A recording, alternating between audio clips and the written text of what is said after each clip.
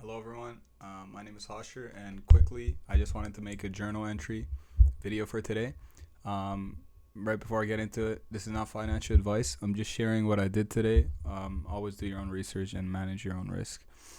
So basically today I just took an area trade today. I'll explain what areas are in another video, but basically it was S1. That was the area that I took. So market fell from about 400.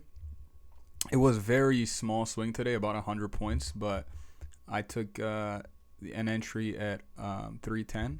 So what I did was I waited for the market to come down to the lowest point, which was about 299. And on the way back up, I caught 310. I just set my stop loss at 299. It was a little risky trade. Although it was an area, it was a little risky just because in the last couple of days, market has shown to gone to expected low.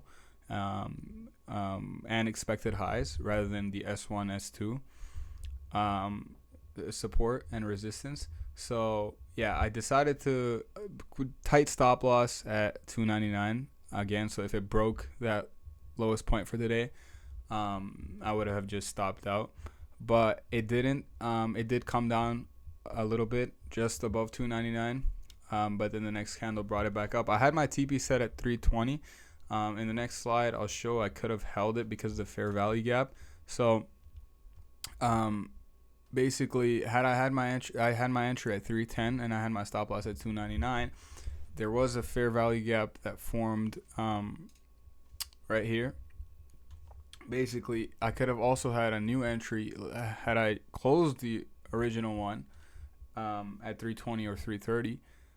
I would have had another entry at 345 with this fair value gap that just formed right here, and I could have set my TP like probably a smaller TP, maybe around 360 for like 15 points.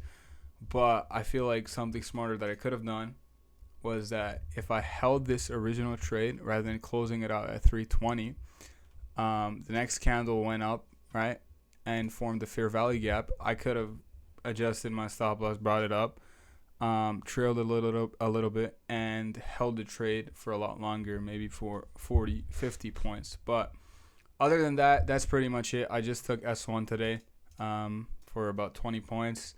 What would I do next time? Ideally, not take S1 and R1, but today market was a lot slower, and I was like, man, I really need to take a trade. But so some steps for next time. Basically, take if I'm taking S1, hold on to it a little longer. I would if there's a fair value gap, which there was. And yeah, so basically I need to hold on to my trades and set a tighter stop loss, which I did here. So basically that's pretty much it. I just kind of wanted to show my own trade for my own accountability. And yeah, thank you.